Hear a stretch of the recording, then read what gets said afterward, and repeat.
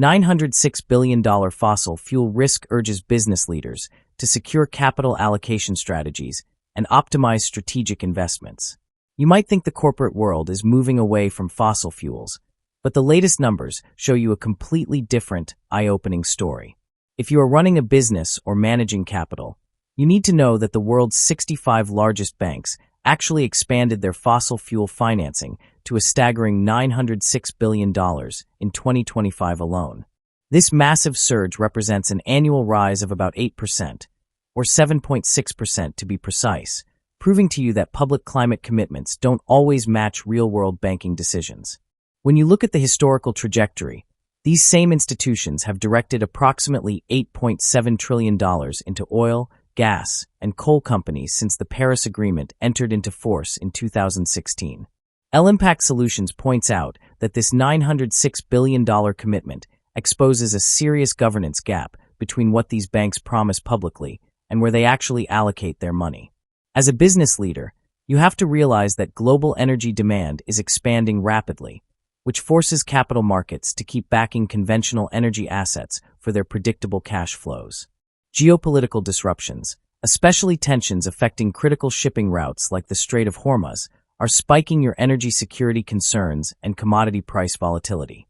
When you invest in fossil fuel infrastructure, you are locking yourself into multi-decade investments that will influence your balance sheets, credit quality, and insurance costs for 25 to 40 years. You are witnessing a banking sector that is stuck managing two competing objectives: keeping current energy markets stable while desperately trying to shield portfolios from tightening regulations. If your company operates in an energy-intensive industry, you are facing a much tougher financial environment because investors now judge your carbon exposure just as heavily as your profit margins. You could experience significantly higher capital costs over the next decade if sustainable finance standards become even more restrictive than they are today. You must start recognizing climate-related risks as pure economic threats, as physical climate events are directly driving up your insurance losses and wrecking supply chains. Policy changes can rapidly shift asset valuations overnight, meaning transition risk could heavily compromise your bank's capital adequacy and long-term portfolio performance.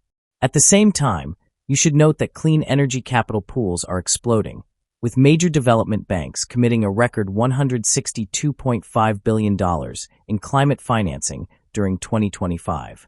If you operate in a developing economy, you'll be glad to hear that approximately $102.6 billion of that record climate finance pool was directed specifically to markets like yours.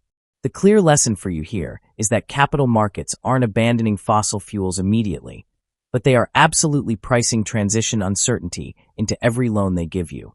If you take the time to understand both immediate energy security needs and long-term decarbonization economics, you will maintain much better financing flexibility than your competitors.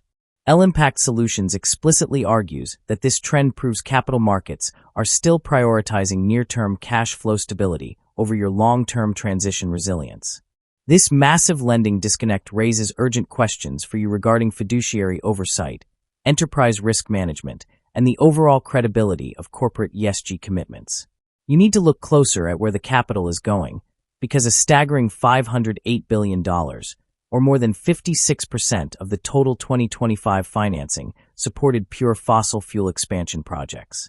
This $508 billion expansion figure should shock you because it represents a massive 27% year-over-year increase from the previous year's expansion funding.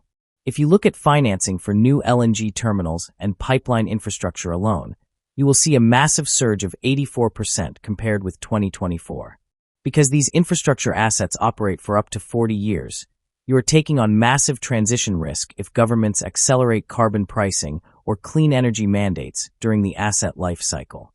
You must also monitor capital concentration closely, as U.S.-based banks alone accounted for approximately 32.2% of total global fossil fuel financing in 2025. To put a face on these numbers, JP Morgan Chase alone committed about $58.2 billion in 2025, maintaining its position as the world's largest fossil fuel financier. L-Impact Solutions warns you that such extreme capital concentration increases your vulnerability to commodity price cycles, regulatory investigations, and potential stranded assets. When people try to tell you that more fossil fuel investment automatically lowers your energy bills, you should challenge that assumption very carefully. You must remember that higher upstream investment doesn't automatically reduce household or industrial costs because wholesale prices are heavily warped by geopolitical tensions and OPEC production decisions. You can watch even modest supply shocks along critical maritime routes drive up crude oil and natural gas prices by double-digit percentages within a matter of weeks. These sudden price spikes will directly hit your transportation, manufacturing, logistics, chemicals, agriculture, and consumer inflation rates. To survive this volatility, you need to modernize your corporate governance frameworks right away. You can no longer rely on traditional credit underwriting that only looks at your leverage ratios, debt service coverage, and operating cash flow. You must complement those old metrics with transition risk modeling, climate scenario analysis, supply chain resilience, cyber resilience, and portfolio carbon intensity. L-Impact Solutions emphasizes that financial institutions ignoring these variables are heavily underpricing their future credit losses and capital adequacy requirements. You shouldn't interpret this massive financing trend as proof that fossil fuels are a permanently superior investment for your capital. Instead, you are looking at capital markets attempting to balance energy security, inflation control, geopolitical uncertainty, and shareholder returns during a messy transition phase. If you can successfully integrate both conventional energy economics and long-term transition planning into your decisions, you will outlast organizations relying on either strategic extreme. You should immediately establish enterprise-wide capital allocation frameworks that evaluate your investment decisions using multiple macroeconomic scenarios instead of just one base case. You need to instruct your risk committees to stress test your financing portfolios against wild oil price swings, ranging all the way from $50 to over $120 per barrel. By forcing your team to stress test for carbon pricing, interest rate volatility, and supply bottlenecks, you will drastically reduce your risk of capital misallocation. If you run a bank, you must significantly expand your climate-integrated portfolio stress testing to protect your assets. You need models that quantify the exact financial impact of stranded assets and physical climate risks over 10-, 20-, and 30-year investment horizons. You should diversify your portfolio by setting strict sector exposure limits, technology diversification targets, and transition readiness scoring rather than relying on old industry codes. As a corporate borrower, you ought to diversify your funding channels right now so you can reduce your dependence on conventional syndicated lending. You can tap into green bonds, sustainability-linked loans, transition finance, and private credit markets to vastly improve your financing flexibility. Building a highly diversified capital structure will give you immense negotiating leverage during tightening credit cycles and changing regulatory environments. If you manage an industrial company, you must prioritize operational efficiency before you even think about committing capital to major capacity expansions. You should deploy digital energy management, predictive maintenance, waste heat recovery, and AI optimization to protect your bottom line. You will be amazed to find that even a modest 5% to 10% improvement in your industrial energy efficiency can materially strengthen your EBITDA when fuel prices skyrocket.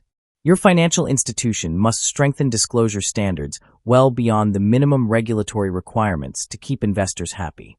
You are facing investors who increasingly demand transparent reporting on your financed emissions, sector concentration, and measurable decarbonization milestones. By delivering higher quality disclosures, you reduce information asymmetry, boost investor confidence, and ensure more accurate pricing of your long-term financial risk.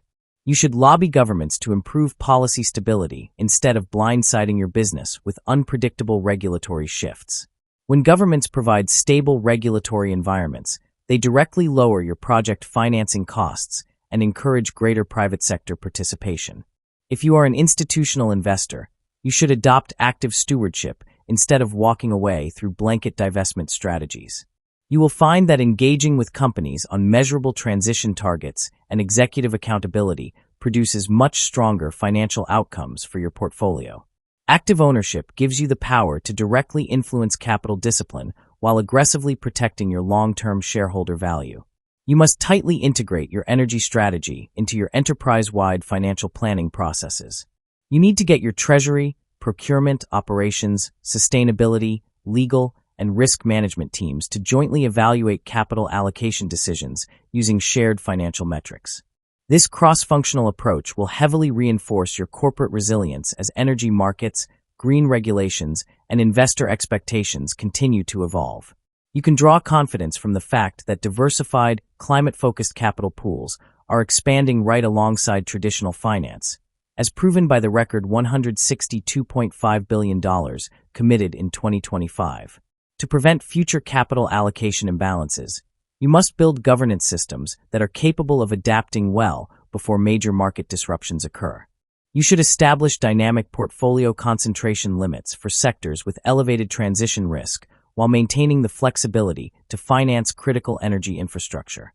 You need to update your enterprise-wide climate and macroeconomic stress tests at least annually using the most current economic assumptions available.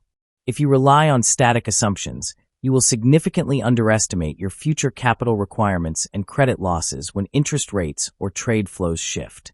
Your corporate board should conduct annual transition readiness reviews that cover everything from capital expenditure priorities to your suppliers' operational resilience.